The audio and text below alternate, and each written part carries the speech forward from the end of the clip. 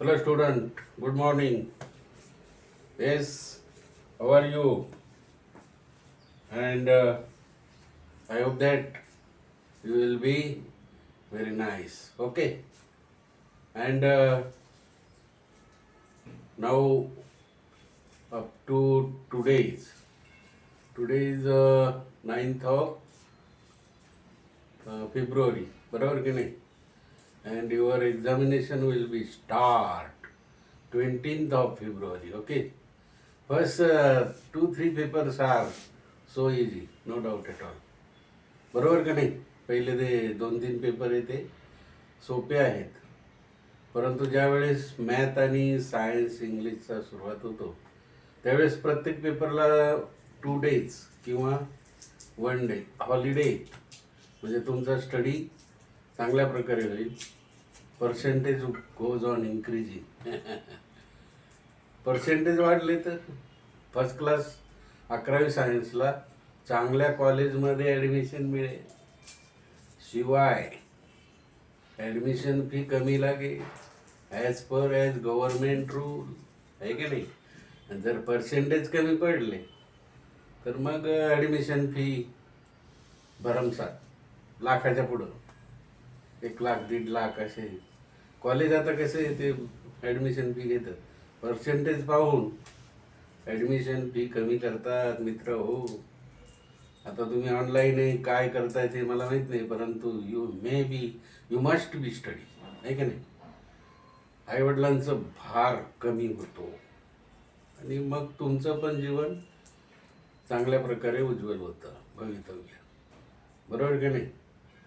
And you will be satisfied. आणि त्या ठिकाणी तुम्हाला आता हे जे आपण वर्षभर जवळजवळ बरेचसे आपण घेतलेले क्वेश्चन, आता वाटत असेल तुम्हाला की अरे हा सोपा आहे, हा सोपा आहे, हा सोपा आहे. It is very easy, it is very easy. There will be no complicated, there will be no difficult problem and very very easy problems are there. म्हणजे सराव झाला की प्रॅक्टिस मेक्स मॅन परफेक्ट, बरोबर? तुम्ही 2 तास कंटिन्यू जरी अभ्यास केला तरी फुल झालं मित्र. आता या ठिकाणी आपण क्वेश्चन घेतोय. Segment P S is a tangent segment, line P R is a secant if P Q is 3.6 metre, Q R is 6.4. Find P S as shown in the figure. आकृतीत दाखवल्याप्रमाणे, as shown in the figure, आकृतीत दाखवल्याप्रमाणे. बऱ्याच वेळेस हा प्रश्न question पेपरमध्ये येतोय. इम्पॉर्टंट म्हणजे या ठिकाणी जे काही बेसिक कन्सेप्ट असतात ना, ते बेसिक कन्सेप्ट प्रत्येक प्रकरणावरचे एक्झामिनर घेत असतात मित्र. एक्झामिनर तोच प्रश्न देणार नाही, परंतु जो बेसिक कन्सेप्ट आहे, बरेच बेसिक कन्सेप्ट असतात एका प्रकरणामध्ये, मग तेच घेत नाही. मग दुसरा बेसिक कन्सेप्ट येतो आणि मग ते एक्झामिनर तो दुसरा क्वेश्चन घेतो, परंतु बेसिक कन्सेप्टवर आधारित घेतात मित्र. एक्झामिनर चांगल्या प्रकारे क्वेश्चन पेपर काढतात. जवळजवळ इंग्लिशची, मॅथमॅटिक्सची, सायन्सची जवळजवळ बरेच 20-25 teachers thought on that question paper. ते काही एक जण नाही काढत. बरेच टीचर्स, तज्ज्ञ शिक्षक, आणि हे तज्ज्ञ शिक्षकांनी क्वेश्चन पेपर काढलेली असते. ती पण परत त्याचं सॉर्टिंग होतं, परत 4-5 वेळा सॉर्टिंग होतं. कोणाला माहीत नसतं ते, परंतु बेसिक कन्सेप्ट माहीत असतं. आणि जे 40-50, 30-40 वर्षाचा जो अनुभव असतो टीचिंग फील्डमध्ये, त्याला शक्यतो अंदाज येतो की बेसिक क्वेश्चन कोणते आहेत. आणि म्हणून मी जवळजवळ तुम्हाला अंदाजे बेसिक कन्सेप्टवर आधारित प्रश्न दिलेले आहेत. उदाहरणार्थ बघा, हा बेसिकवरच आहे, दुसरा याच्यावर आधारित बेसिकवरच आहे, तिसरा पण जवळजवळ 15-20 बेसिकवर आहे, परंतु बेसिक कन्सेप्ट समजल्या पाहिजे विद्यार्थी मित्र. सर्कलवर आहे, ट्रिगोनॉमेट्रीवर आहे, पायथागोरसवर आहे, कन्स्ट्रक्शनवर पण आहे. ट्रायंगल काढतो ना आपण कन्स्ट्रक्शन, त्याच्यावर पण बेसिक कन्सेप्ट. म्हणजे आपण सेगमेंट घेतो 6 सेंटीमीटर 5 आणि त्याचे समान 5 भाग करा, डिवाइड इंटू 5 इक्वल पार्ट्स, 5 भाग करा, 6 भाग करा आणि मग आपण ते अँगल अपोजिट अँगल घेऊन 30चा 40चा आणि आपण सारखे भाग समान करतो. त्याच्यावर आधारित 20-25 बेसिक कन्सेप्ट आहे. टँजंट आहे, वर्तुळाला टँजंट्स, नंतर आर्क आहे, रेडियस कसे आहे, circumference, square, area of the circle, त्याच्यात एक देतात वेगळं. म्हणजे असे भरम इतके आहेत ना basic.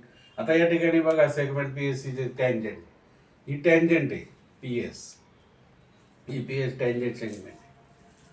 P R is a secant, ही पी आर ही सेकंड आहे. पी क्यू 3.6 आहे आणि क्यू आर आहे 6.4. फाइंड पी एस, हा पी एस फाइंड करायचा. मग P S square is equal to, आता पी आर जर काढायचं असेल तर आपल्याला काय करावं लागेल, P Q plus P R Q R, P Q plus Q R. मग आता ते ॲक्टिव्हिटी देतात, 3 ॲक्टिव्हिटी 100% आहेत मित्र. ॲक्टिव्हिटी सोप्या असतात, ते लगेच तुम्हाला लिहिता येतील. पण तुम्ही ॲक्टिव्हिटी न घेता तुम्ही जर क्वेश्चन सॉल्व केले तर त्या ॲक्टिव्हिटी पटापट एकदम ताबडतोब सोडवता येतील. आता पी एस स्क्वेअर हे फॉर्म्युलाच आहे, P S square is equal to P Q multiplied by P R. P R काय आहे, P Q plus Q R सांगितल्याप्रमाणे, बरोबर की नाही. आणि मग काय होईल, पी एस वर्ग बरोबर पी क्यूची व्हॅल्यू किती आहे, 3.6 मल्टिप्लाइड पी क्यूची व्हॅल्यू 3.6 प्लस किती 6.4. यांची बेरीज केली बघा, 3.6 आणि 6.4 10 झाले याची बेरीज. म्हणजे 3.6 multiplied by 10 is equal to, आता हा डिसिमल पॉईंट घेतला 36/10 मल्टिप्लाइड बाय 10 गेले 36 आले.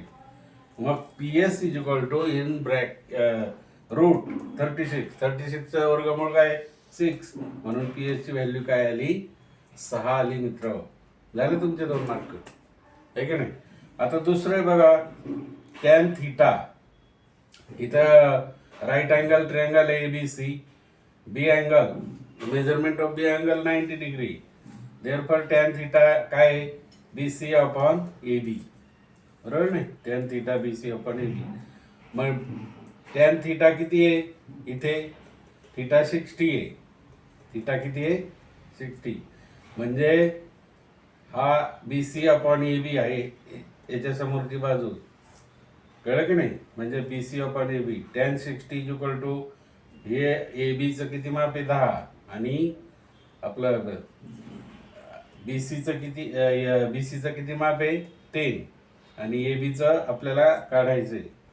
मग टॅन 60चं आपल्याला माहिती आहे, टॅन 60ची व्हॅल्यू √3 आहे. म्हणून A B upon B C is equal to √3. Tan 60ची व्हॅल्यू √3. मग A B is equal to √3 into B C.